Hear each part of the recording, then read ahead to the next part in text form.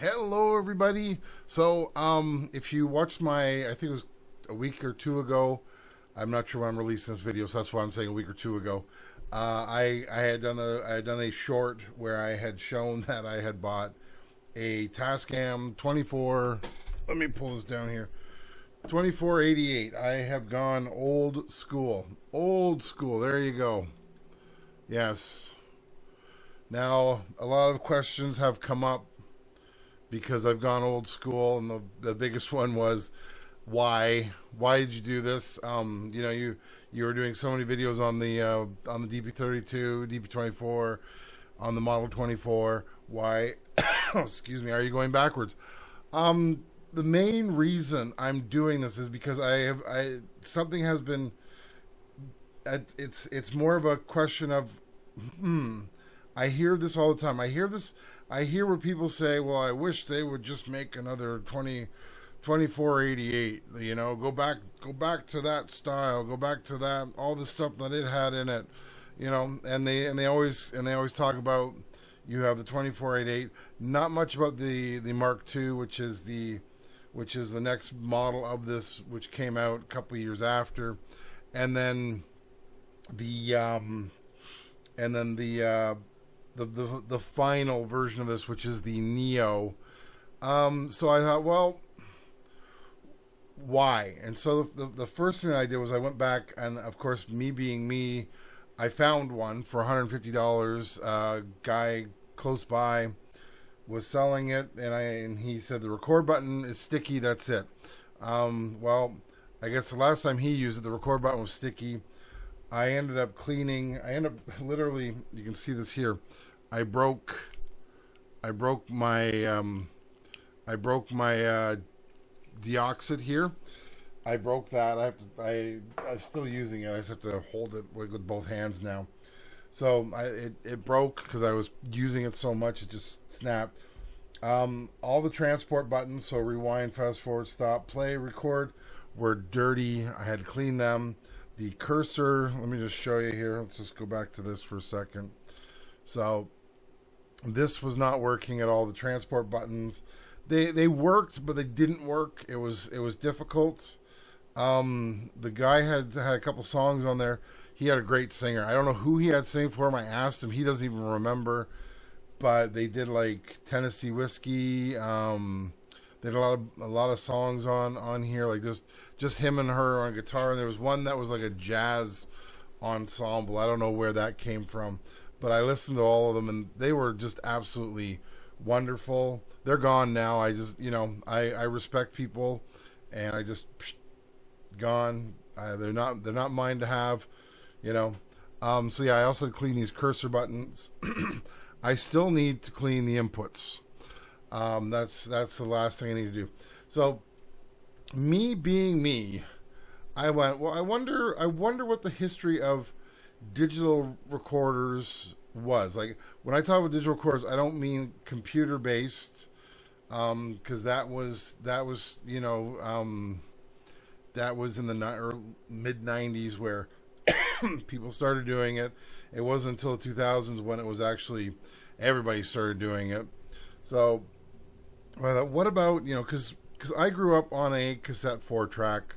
I had it until, I still have it, but I used it exclusively up until 2011, and I was literally out of the loop of all this stuff. I was not part of it. It was not in my wheelhouse.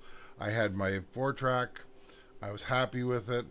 It wasn't until I started in 2011 when I got back into it, and I used it up until 2013, I think, 2014, and then I started looking, and I wonder if the Tascam has anything new.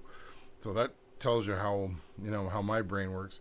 Mainly because everything else, it looked like everybody else was out of the race, and then it was like, oh, so I got my DP32 SD. I was originally going to get a DP32, but when I went to the store to get it, they said, well, it's been discontinued. We have one here. It's got a broken CD player. We don't really want to sell it to you. How about we sell you the new one that's coming out and we'll knock the price down. And I thought, oh, okay. So I put down a deposit, and I got it for a really nice price. I think it was like at the time it was, because it was just out. So I got it for like $500. It was like $50 off from the original one, because the original one had a CD player, and they said, well, because there's no CD player, we're not, they're not charging as much for it. So I was like, okay, cool. So that's where my thing is. So there's this huge block between 1995 and 2011 or 2014, and whichever one you want to pull on, that I had no clue what was going on in the console, digital console, or any kind of console world. So that's where I'm coming from here. So and like I said, I've heard so much about this machine that I wanted to try it out. And honestly, I'm gonna do a shout out. I'm gonna have a link on here. There's a YouTube channel. He calls himself 20 Years of Tascam. He uses a 2488 exclusively by the looks of it. And I don't know whether he commented on one of my videos and I just went to his site and saw all his work that he's done with the thing, or if it just came up in in a YouTube feed that I was looking at. But either way, he is part of the reason why I have this stupid thing now. Excuse me, I have coughs today. So that being said, so let's talk about the history of the whole digital thing, because this thing is very important in the whole thing. So in 1995, Foerster released the first, this is according to their site, the first digital multi-tracker, which was an 8-track 16-bit machine. Tascam in 1997 released the 564, which was a mini disc based Porta Studio. Now I might be missing other items. This is what I found. It was very, like, what I got here. I tried to incorporate as much as I could into this here. So then Foerster in 98 released the D16, which was a 16-track version of their system. Tascam released the 788 in, it says here 2000. Yeah, 2000, that's what I got. And that was the world's first 24-bit 8-track. So that means that they went from 16 bits to 24 bits. So it was better quality recordings. And then in 2004, by the looks of May 2004, Tascam released this puppy here, the 2488, and it is listed and this thing, from what I read on Sound of Sound, changed the game for everyone else. And I was like, okay, cool. So that's interesting to find out. And then so Korg, in between the release of the 2488 and the 2488 Mark II, which was 2007, looks like it was in June of 2007, Korg released a D3200, which was a 32-track digital recorder. Zoom had an MRS 1608. Yamaha had the AW 1600. Boss had the 1600 CD. Now, I had a hard time finding what else they released after that. It was almost like everybody just kind of fell off the market and decided to go to audio interfaces or digital stuff. That's where it seems to have gone, and I'm going to show that in a second too here. So then in June, Mark II came out. What was different with the Mark II? I even went and I looked at that. So the 64 voice GM synth was dropped, and that channel, which I will show here. This little guy here. So you got this is 2324. Right beside it says TG. This is your MIDI channel, your internal MIDI channel. So this is where you can do your own MIDI stuff. So that was kind of cool to see. So yeah, that is in there. That was dropped, and they now made it a sub mixing channel. Tap tempo was removed to move. Let me show that to you here. Hold on, let me go back. Tap tempo was removed and then because this is your locator on it. So tap tempo's over here. They moved this. They took the shift buttons that are in here. That's what the blue means. And shift. So they moved it all in here, and they did this to make it more ergonomic. So they removed that quicker in out points. So everything was just, so this all was over here. So you can do your set in and outs. The hard drive, which is a 40 gig in this machine, was upgraded to an 80 gig.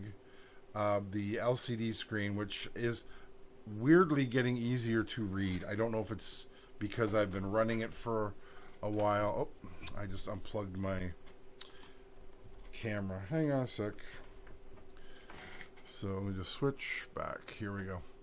So this is getting easier to read for me. I don't know why. I've been talking with 20 years of Tascam, and I said, is there possible that a backlight has blown? And no, this is how it is. It is very difficult to read. He says dimly light rooms work better. So this is the best I've had it. He actually suggested, and I do have a second set of glasses so that I can see it better, and that's what I did. So these are a stronger version of glasses, just so I can see things better.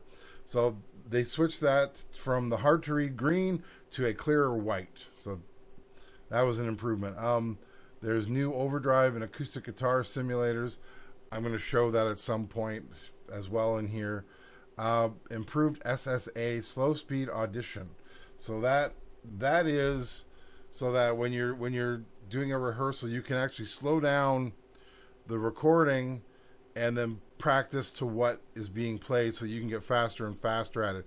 If you ever played Rocksmith has the same kind of system built in where you start slow, and then as you get better at it, it will speed up for you, and then you can play faster. It's kind of an interesting idea. That's not even in the new ones, so that's kind of cool. And then improved mastering and stereo wave import abilities. I haven't even looked at the mastering on this thing yet. I'm just going over what I've done so far.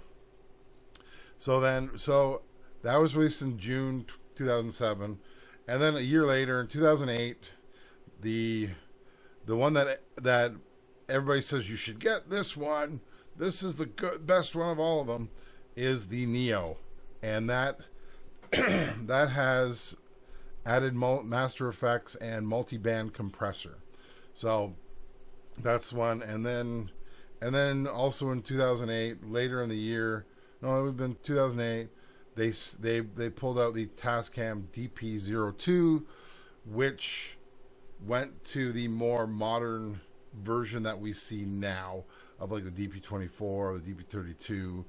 It's thinner, because if you look at this, I'll pull this back a bit here. This thing going sideways here is very tall. It's like there's a lot of room there, and on the new ones you don't have that. It's very flat. So what are my findings so far with this thing? It's interesting. I'm going to go deeper into it in a minute.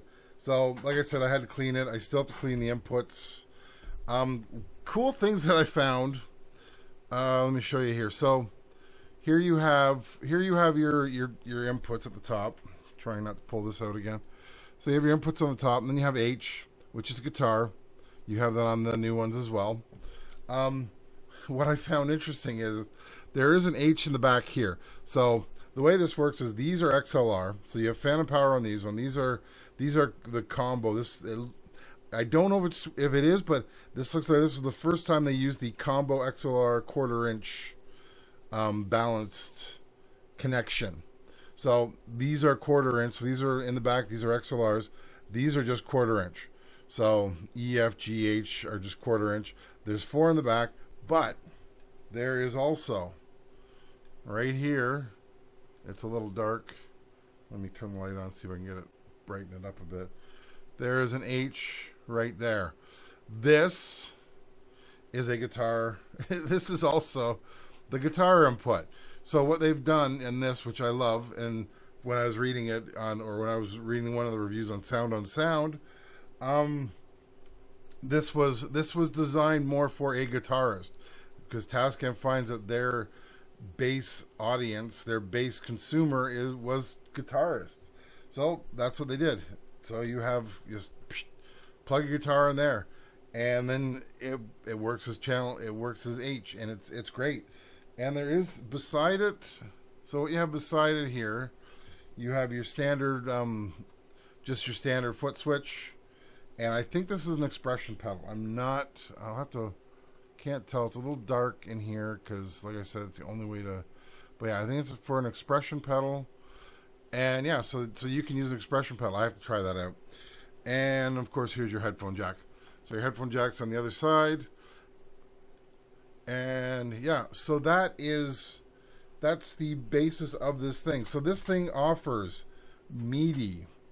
It offers internal MIDI, not just MIDI, just internal MIDI plus external MIDI. There is MIDI ports in the back.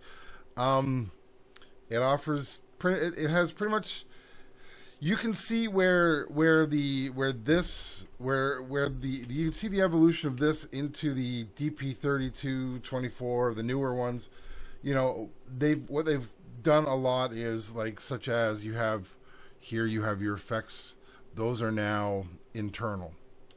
Those are now, they're now internal. They're on the screen. You go into the screen. You have your little buttons over here, say mixer and that. The screen is bigger. That's another thing. And same with over here.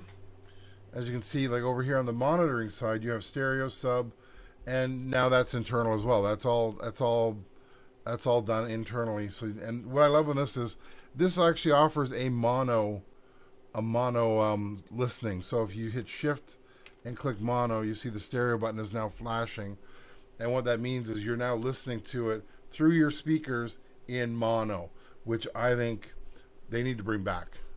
I'm not sure how hard it would be to do that, but they need to bring that back.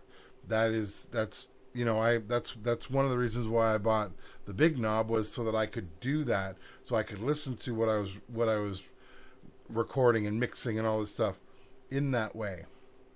So that my friends needs to come back. And so there's other buttons. I have no idea what record source monitor does. I haven't played with that yet. Same with, you have your scene. I'm not sure what that is. Edit track, undo, and menu. Menu is your menu, like where you go through to do your preferences. And then home just brings you back to home. So all that's pretty much the same. What they've done is, like I said, these have all now gone into the digital. So so a lot of these buttons are now in the digital world, while the edit track is not. Track edit is not, but yeah. So certain things they've moved on, which is a good idea. So, what else have I found with this one? At the moment, and I'm dealing with, I was talking, like I said, I'm going to bring his name up a lot. 20 years of Tascam. I told him, I think the CD player is broken on here. I can't get it to read a CD. He said he has the same problem. I'm going to see if I can get a CD disc cleaner. I used to have not disc cleaner, but a CD head cleaner. I used to have one. I'm going to see if I still have it, and then try to clean the head on this thing. Maybe that'll fix the problem. Yeah, this is where I'm at the moment with this thing. I just wanted to show that the history, and we're gonna find out whether or not this is, as I called it, the GOAT. It's gonna be a long video. So let's go over to, I got this to show too. I thought this was kind of cool. So I went and I pulled up all the Tascam brochures that I could find. I found these on the European site.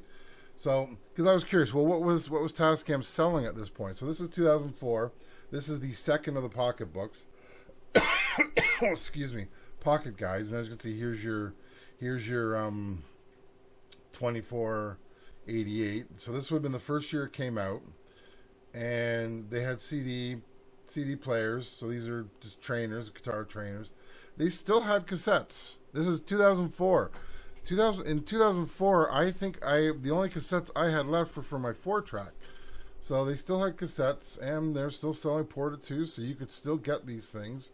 There's a 414 MK2, which I think I have sitting over there. And yeah, and so then they had, this was their digital Porta Studio.